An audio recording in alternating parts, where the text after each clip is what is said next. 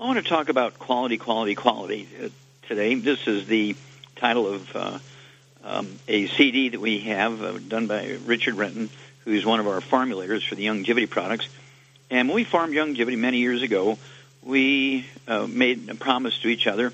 Number one on the list was to have the highest quality of supplements and supplement programs, to make sure that all the raw materials were tested. We wouldn't accept anybody's certified and analyses. We're going to have a third-party companies do it on top of their certification.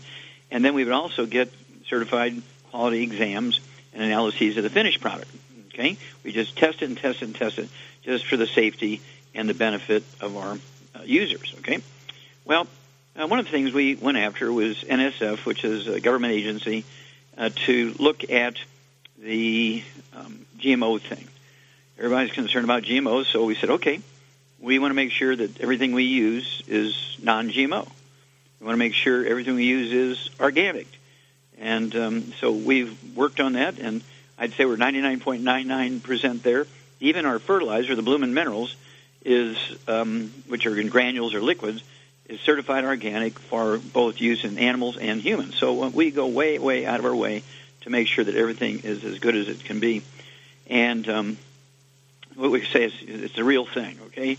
You've heard that before, and that's a good place to use it. It's a real thing. Now, one of the things we do is make sure that these formulas work. And people say, well, is there any, Wallach, you're saying outrageous things. You're saying cholesterol is a good nutrient, and cholesterol deficiency causes Alzheimer's disease and low T and ED and menopause and 30-year-old women, adrenal exhaustion is caused by a cholesterol deficiency. Doctors are saying that's the evil demon. Of course, they've demonized cholesterol really just to sell another product. Remember that Procter & Gamble took, which was originally a smokeless diesel submarine engine for German submarines, and made it into, after a long tortuous story, made it into a cooking shortening, okay? And they had to demonize cholesterol and saturated fat, so they demonized butter and cream and lard and eggs and things like that. And, of course, everybody jumped on it, came up with egg white omelets and egg beaters and oils of various kinds, and we wound up with clogged arteries in sheep. Now, how do sheep get clogged arteries? They don't eat hamburgers and red meat and animal fats and all that kind of stuff. How do you get peacocks from India with clogged arteries in their heart? Okay, there had to be another answer. And, of course, I published the first article as a dissenter against cholesterol and saturated fat as being the demons.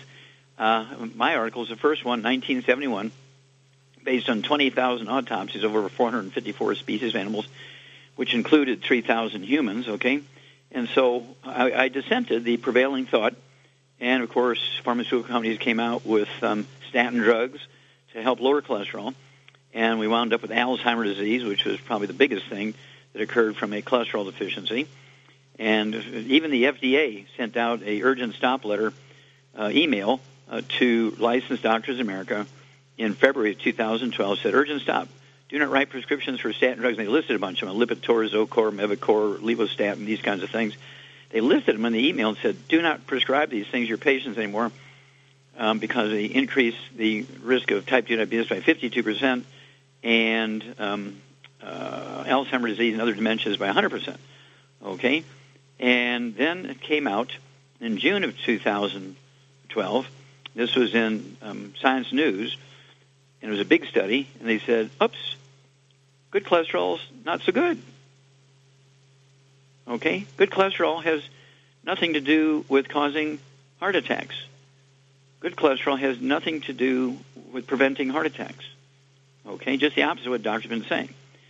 And so doctors continue to write prescriptions for statin drugs to lower cholesterol, and we continue to get Alzheimer's disease in younger and younger people. And, of course, because of the ED, low T, and early menopause, the pharmaceutical industry jumps in. Okay, we'll make Viagra, Cialis. And now we have a woman's Viagra to take the place of all these hormones. Now, you have to remember that testosterone, estrogen, progesterone, and adrenal hormones they're steroid hormones. They're 95% by weight cholesterol. The four steroid hormones, testosterone, estrogen, progesterone, and adrenal hormones, are 95% by weight cholesterol. So you go on a cholesterol-restricted diet, you're taking cholesterol-lowering drugs, there ain't nobody home anymore.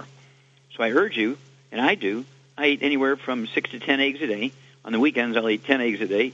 And certainly during the week, I'll probably eat 4 twice a day, so I'll get 6 to 8 eggs every day, plus my 90. And you throw in the 90, 16 minerals, 16 vitamins, 12 amino acids, 3 fatty acids. And, of course, our minerals come from the highest quality, plant-based. We're talking about plants here, not clays or anything like that. We're talking about plants. 78 minerals in them, and they're certified organic even for animals and people. And they contain all 60 essential nutrients, including the 6 major rare earths, ytterbium, yttrium, neodymium, praseodymium, samarium, and europium, which double the lifespan of laboratory animals. That's what makes Youngevity so unique. You try and get those things from another source, you're going to spend thousands of dollars. They're included for free in our program. I don't know how to make it any cheaper than that.